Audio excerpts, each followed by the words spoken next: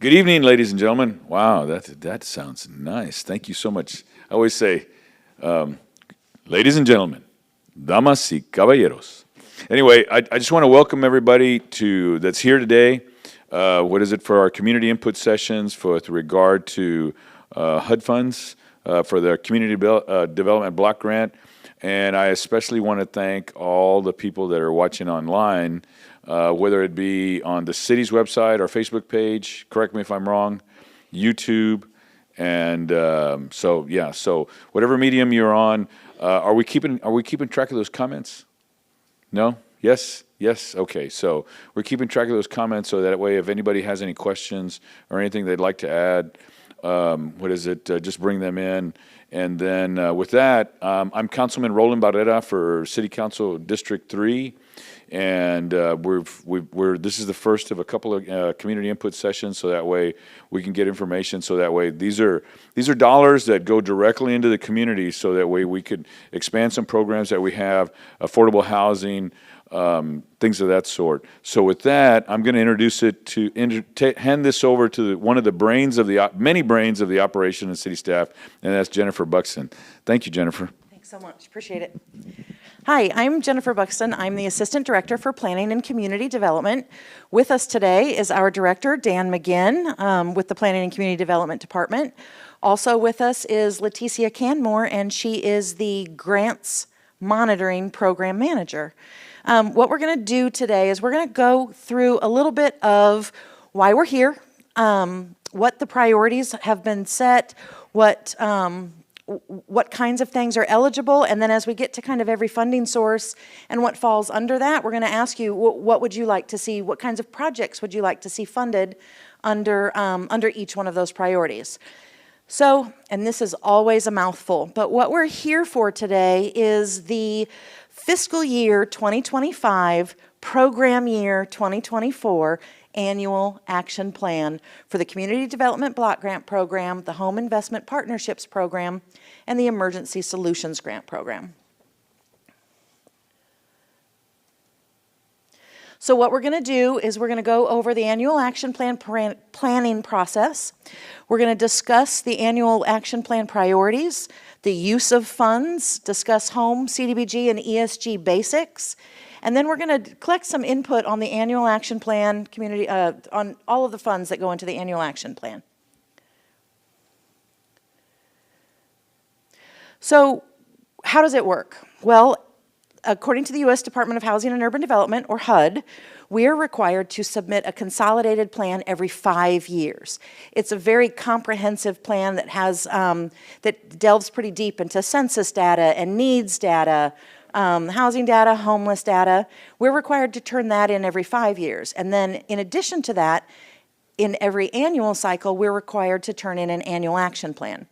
Our 5-year consolidated plan was done last year, so this year we're in year 2 of the annual action plan.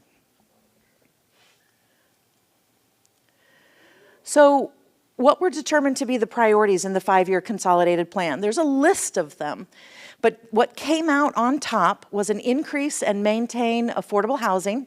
That included housing repair and rehabilitation, home buyer and home builder programs, tenant-based rental assistance, creating affordable rental housing through new construction or rehabilitation, public facilities and infrastructure improvement that include improvements to parks and recreation, youth centers, neighborhood facilities, accessibility improvements, and curb and sidewalk improvements.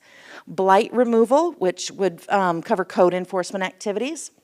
Addressing homelessness through supporting homeless efforts, emergency shelter operational support, creation and maintenance of affordable rental housing, both new construction and rehabilitation, and a program that's called Rapid Rehousing. Under public services, the priorities came to homeless support services, senior services, and job training and employment skills. And then also covered in the plan is administration and planning. So how is this going to work? There's a cycle for the annual action plan. Here we are from today through next Thursday, through next Thursday. We're having 5 community input sessions. On April 1st, we're going to release what's called the Notice of Funds Availability. That means eligible applicants can go and fill out the application for funding. We're going to have technical assistance workshops on April 4th. There will be a draft plan that will come out for public comment in June. We take our recommendations for City Council consideration in July, and then we're required to submit to HUD in August. What kind of money are we talking about? Well, HUD has not released this year's budget, but this is what we received last year, and our funding usually varies a couple $100,000, maybe $20,000 in each source, but with the federal budget, you don't know what they're going to approve, right? So in the Community Development Block Grant, our allocation last year was about $2.7 million. In the Home Program, it was $1.4 million. And for the Emergency Solutions Grant Program, it was $236,000. So what about some CDBG program basics? CDBG eligible activities include housing rehabilitation, home ownership assistance, public facilities and improvements. We talked about that. That's our parks, our libraries, our senior centers, neighborhood centers, blight removal, code enforcement, economic development, acquisition, disposition of real estate or real property, and public services. That's what's eligible. But remember, we went through and set some priorities based on what was eligible last year in our 5-year plan. Community Development Block Grant funds have to meet a national objective, which means that they have to either benefit a low and or moderate income person, they have to prevent or eliminate blight, or they have to meet an urgent need when health and welfare are threatened. And urgent need has pretty strict criteria. It mostly means a hurricane came through town and decimated things. That's what would be considered an urgent need, not necessarily a smaller emergency. When we talk about benefiting low and moderate income persons, there is two things to distinguish. One is you can impact an individual person. I have helped that person who is low income, or you can benefit low income persons who live in an area. So that's the difference between, say, a rehabilitation program of somebody's home is you're helping a low income person no matter where they live, instead of helping an area benefit where you might be assisting a library or a park where everybody in the area, the majority of people in the area are considered low income. So there are two different ways to do that. Speaking of low to moderate income areas, if this is the map of the census tracts in Corpus Christi, you will notice we have left off the island. That is because there are no low-income census tracts in the island, so that was kind of intentional. Anything in green is going to qualify as what's called a low to moderate income block group. So when we're talking about a geographic area or a park that you might be interested in, a library you might be interested in, it's going to most likely need to be in one of those green boxes. Does everybody kind of understand where we're coming from that map? Okay. And Jennifer, what do the specific numbers mean? These numbers? Yeah. Census tracts. They tie directly to the census tracts. When you're looking at a census tract number, there's a bunch of numbers in front of it that identify state, county, city. These are the block groups within our different census tracts. Gotcha. Yeah. Dan could probably tell you about. Yeah. Okay. We understand what we're talking about when we talk about a low to moderate income area? Fantastic. Thanks. Okay. So with that map in mind and those eligible activities in mind, what we'd like to know is out of the priorities that were set in the 5-year con plan, which were these items, which most of which are CDBG eligible, what projects would you like to see funded with CDBG funds? Think about your neighborhoods. If your neighborhood's not in a low to moderate block group, what library do you know that the kids in the neighborhood go to? What parks do people utilize? What amenities are missing from the parks? What services do seniors need? What ideas do you have for the use of community development block grant that is going to assist low to moderate income people, low to moderate income areas, reduce blight, or address urgent need? And by the way, we can just kind of set urgent need aside. It's on the category, but like I said, what we're in right now doesn't meet the need. What ideas does anybody have? Does anybody go to a park? Okay, we're going to keep going, but if you think of something, raise your hand and we'll come back. For anybody that's watching, jot it down. There's going to be some email addresses at the end, or put an idea in the comments through whatever platform you're watching through, and we're going to go back through those comments and we're going to find the ideas that you had. So the other funding, one of the other funding sources that we receive is the Home Investment Partnerships Program funds, also known as the HOME program. This program differs from CDBG, where CDBG has a variety of uses. The HOME program can only be used for one thing, and that's housing. That's it. There are no other options. So it's called the HOME program. So under the HOME program, there are several things that we can do. Housing rehabilitation, home ownership assistance, new construction of affordable housing, and tenant-based rental assistance. All housing activities. Unlike CDBG with home, there's no area benefit. Every person that gets assisted must be low income. There's no area benefit to qualify for home funds. So based on our list of priorities that were set in the 5-year con plan, these are the priorities that are eligible under the Home Investment Partnerships program. So we have increase and maintain affordable housing, which include housing repair and rehabilitation, home buyer and home builder programs, tenant-based rental assistance, the creation of affordable rental housing, either through new construction or rehabilitation. We can address homelessness through this activity only, the creation and maintenance of affordable rental housing, new construction or rehabilitation. And then there's some administration and planning dollars. Does anybody have an idea that they'd like to share about the use of Home Investment Partnerships program funds? Okay. Again, if you think of something, let me know. We'll come back. We're going to have some email addresses at the end. If you're watching on one of the channels, either put something in the comments or send something to the email addresses at the end. So the Emergency Solutions Grant, it is strictly for homeless services. There is, again, no area benefit. You have to help somebody who is homeless or prevention of homelessness. It's called the ESG program. So what's eligible under the ESG program? Street outreach, homeless prevention, emergency shelter, a program called rapid rehousing. It's a very nice program. If somebody, say, they lost their job and they're getting another job the next month or the month after that, so they're going to be homeless for a very short period of time, funds can be used to rapidly rehouse them because they've already gotten another job, or they've gotten on benefits or onto a housing assistance voucher. So they need just a little bit of assistance really quick to get rehoused. It's a very effective program.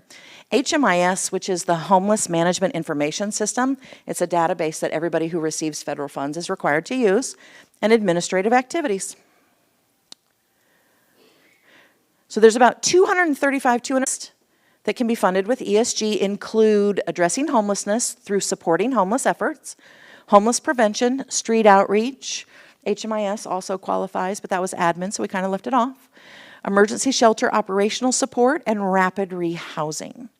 Does anybody have any thoughts or ideas that they'd like to share about the use of emergency shelter grant and any projects that they'd like to bring up?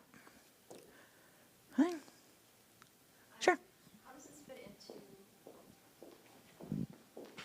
How does this fit into past ideas or proposed projects for the houseless population? How would this money could be used for that? Into past ideas? Yes. Okay. So what normally happens in a traditional year is the NOFA, the Notice of Funding Availability, comes out, and organizations apply to use the fund based on what those rules and regulations are. We'll determine what those eligible activities are through meetings like this. In the past, we have received 2 or 3 applications. They come from local nonprofits. We have funded the Corpus Christi Hope House for their homeless services, the Salvation Army for their services, and every once in a while, Endeavors, another nonprofit that serves homeless individuals, has applied. And that $235,000 or $236,000 has gone to those agencies to provide rapid rehousing, homeless prevention, and emergency shelter services. We pay a little bit of admin for the HMIS function, and some of them do street outreach as well. So it's been all 4 or 5 of those components between 2 or 3 agencies, and that's been the historic use of that funds. Does that answer your question? Yeah, I'm curious, how has that helped the houselessness issue here? I know it's a really big issue. Right, well, it has helped the people that have come through the program. But again, it's $235,000. So compared to the larger program, it's limited in its reach, I think is a fair statement. The amount of funds that we get from the federal government are dependent on population and a formula allocation. So the $235,000 we have to squeeze every penny out of that in order to be able to meet the goals of that program. Sure. So, yeah. Sorry, last thing. It's okay. So when will the application for the next available funding April be? 1st. Okay. It'll be out April 1st.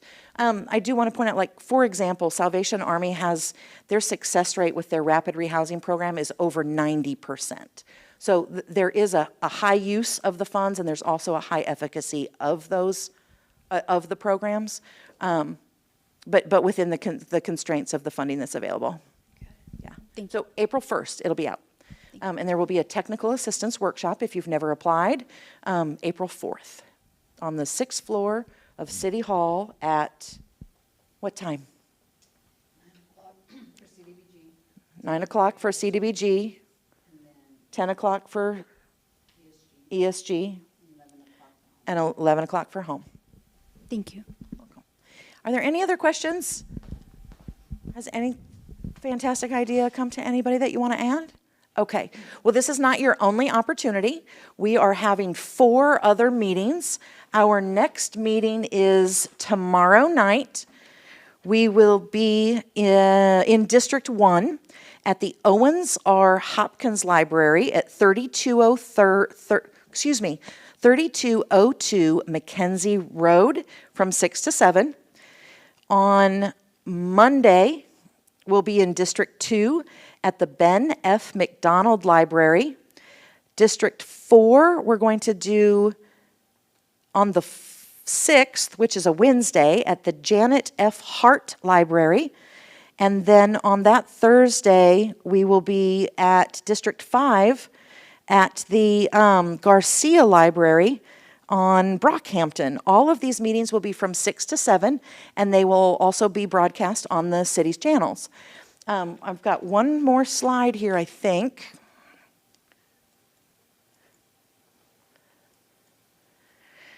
This is us.